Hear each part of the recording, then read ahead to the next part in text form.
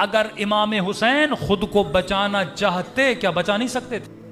جعفر جن امام حسین کے پاس پہنچا، مصدقہ روایات میں ہمارے پاس، اس کی شادی ہو رہی تھی عاشور کے دن، تخت پہ بیٹھا تھا، اچانک تخت کے نیچے سے دو لوگوں کے رونے کی آواز آئی۔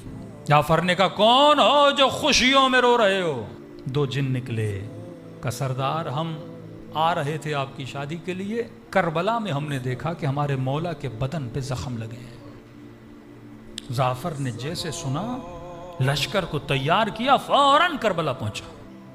کہتا ہے جب کربلا پہنچا تو 4 فرسخ تک، جعفر کہتا 4 فرسخ تک انبیاء، ملائک، اجنہ، وہ مخلوق جو نظر آپ کو نہیں آتی وہ کھڑے تھے۔ میں نے کہا میں خود کو مولا تک پہنچاؤں تو کیسے پہنچاؤں؟ کہتا ایسی سوچ میں تھا کہ امام حسین نے وہیں سے آواز دی جعفر حسین کے قریب آ۔ کہ جب مولا کے قریب گئے میں نے کہا مولا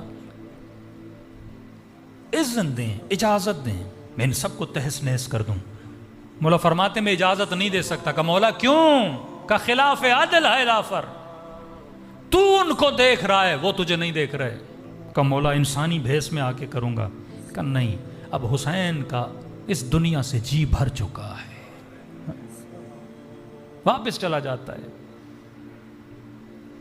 گھر آتا ہے تو آہو بکا، ماں پوچھتی ہے رو کیوں رہے ہو؟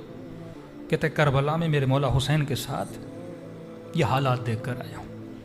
اس وقت اس کی ماں جلال میں آتی ہے، کہتی ہے آگ کر دوں گی اگر حسین کی مدد نہیں کرو گے۔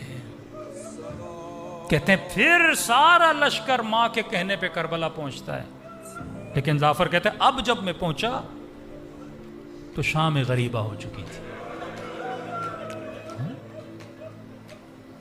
اگر حسین چاہتے، خدا گواہ ہے، کیا طاقت ولایت سے اس لشکر کو ایک بددعا دینے کی ضرورت تھی نا، لیکن وہ بقاء ذات کے لیے آئے نہیں۔